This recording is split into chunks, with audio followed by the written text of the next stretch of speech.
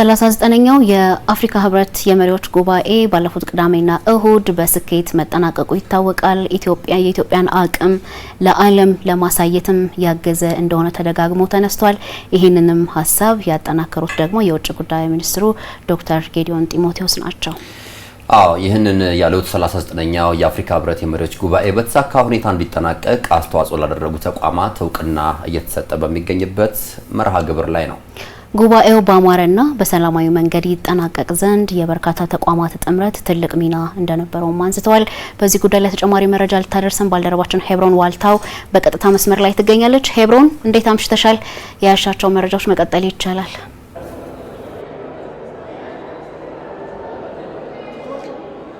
አመሰግናለሁ መታገስና ሰርዶ። በዛሬው ዕለት እንግዲህ የውጭ ጉዳይ ሚኒስቴር በ39ኛው የአፍሪካ ህብረት የመሪዎች ጉባኤና በሁለተኛው የአፍሪካ ጣሊያን ጉባኤ በስኬት እንዲጠናቀቅ የበኩላቸውን አስተዋጽኦ ላበረከቱ ተቋማትና አካላት የእውቅናና የምስጋና መርሃ ግብር አካሂዷል። በምስጋናና በእውቅና መርሃ ግብሩ ላይ የተገኙት የውጭ ጉዳይ ሚኒስትር ዶክተር ጌዲዮን ጢሞቴዎስ እንዳነሱትም በተለይ ደግሞ የ39ኛው የአፍሪካ ህብረት የመሪዎች ጉባኤና ሁለተኛው የአፍሪካ ጣሊያን ጉባኤ በስኬት እንዲጠናቀቅ ሁሉም የበኩሉን ድርሻ ሲወጣ መቆየቱን ነው ያነሱት። በተለይ ደግሞ ጉባኤው በስኬት መጠናቀቁ የኢትዮጵያን ገጽታ ግንባታ ከማሳደግ ረገድና ኢትዮጵያ ትችላለች የሚለውንም እሳቤ ለዓለም ከማስረጽ አኳያ የበኩሉን አስተዋጽኦ ያበረክታል ነው ያሉት። ለዚህም በተለይ ደግሞ እነዚህ ሁለቱ ጉባኤዎች ማለትም 39ኛው የአፍሪካ ህብረት የመሪዎች ጉባኤና ሁለተኛው የአፍሪካ ጣሊያን ጉባኤ በሰላም በአማረ መልኩ እንዲጠናቀቅ ደህንነቱ የተጠበቀ እንዲሆን ከሰላምና ጸጥታ ተቋማት ጀምሮ በጎ ፈቃደኞች የተለያዩ ተቋማት የበኩላቸውን አስተዋጽኦ በኔነት ስሜት ሲወጡ መቆየታቸውን ያነሱት። እነርሱም የአገልግሎታቸው በተለይ ደግሞ በሰላምና በአማረ መልኩ ደህንነቱ በተጠበቀ መልኩ እነዚህ ሁለት ጉባኤዎች እንዲጠናቀቁ ማድረጋቸው ሀገርን ማገልገላቸው በኔነት ስሜት ይህንን ኃላፊነት መወጣታቸው እንዲሁ ሀገር በታላቅ በታሪክ የምትጽፈውና የምትመዘግበው አገልግሎት መሆኑን ያነሱት። እንግዲህ በዚህ በተለይ ደግሞ ኢትዮጵያ ከቅርብ ጊዜ ወዲህ እነዚህን ዓለም አቀፋዊና አህጉራዊ ጉባኤዎችን የማስተናገድ አቅሟ እየጨመረ በመምጣት የተለያዩ ዓለም አቀፍና የአህጉራዊ ጉባኤዎችን ስታስተናግድ መቆየቷን ነው ሚኒስትሩ በዛሬው ንግግራቸው ወቅት ያነሱት። ይህም እንግዲህ ኢትዮጵያ ትችላለች የሚለውንም እሳቤ ለዓለም ከማስረጽ ረገድ የበኩሉን አስተዋጽኦ ያበረክታል ሲሉ ነው የተደመጡት።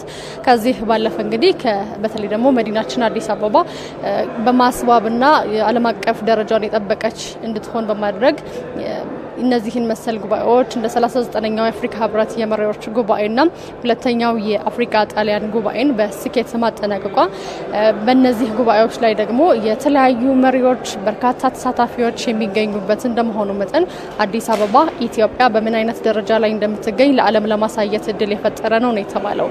በተለይ ደግሞ እነዚህ የሁለቱ ጉባኤዎች በተለይ ደግሞ 39ኛው የአፍሪካ ህብረት የመሪዎች ጉባኤም አዲስ አበባ የአፍሪካውያን ቤት ናት፣ የአፍሪካ መዲና ናትና እነዚህ የጉባኤው ተሳታፊዎች ተሰብሳቢዎቹ ባለስልጣናት እዚህ አዲስ አበባ በሚመጡበት ጊዜ እንደ ቤታቸው እንዲሰማቸው ተደርገው ደህንነታቸው ተጠብቆ በአማረና በተዋበ በስኬት ይህንን ጉባኤ እንዲያሳልፉ መደረጉ እንዲሁ ኢትዮጵያ የአፍሪካ መዲና መሆኗን ዳግም ለዓለም ያሳየችበት ለአፍሪካውያን ያረጋገጠችበት ነው ሲሉ ነው ያነሱት።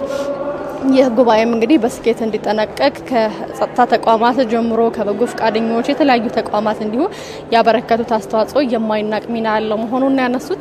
ከዚህ ባለፈ እንግዲህ በዛሬው የእውቅና መርሃ ግብር ላይ ሌላው ምስጋና የተቸራቸው ተቋማት መካከል የመገናኛ ብዙሃን ተቋማት ይገኛሉ። በተለይ መገናኛ ብዙሃን ተቋማት ደግሞ እንግዶች ከአየር ማረፊያ ጀምሮ አቀባበል በማድረግ እስከ ጉባኤው መድረክ ድረስ የተለያዩ መረጃዎችን በቀጥታ ስርጭት ለተመልካቾች ሲያደርሱ መቆየታቸውን አንስተው ለዚህ አገልግሎታቸውም እንዲሁ ምስጋናቸውን ችሯል። በዚህ መርሃ ግብር ላይ በተለይ ደግሞ ለመገናኛ ብዙሃን ከተሰጡት እውቅናና ምስጋና መርሃ ግብር ውስጥም በፋና ሚዲያ ኮርፖሬሽን ምስጋና ተችሮታል። በተለይ ደግሞ በጉባኤው ላይ ያሉ የተለያዩ ሀሳቦችን በቀጥታ ስርጭት ሲያስተላልፍ ስለቆየም እንዲሁ በውጭ ጉዳይ ሚኒስትሩ በኩል የእውቅና ሰርተፍኬትን ተቀብሏል። መታገስና ሰርዶ ለአሁን ያስጓቸው መረጃዎች እንግዲህ እነዚህን ይመስላሉ።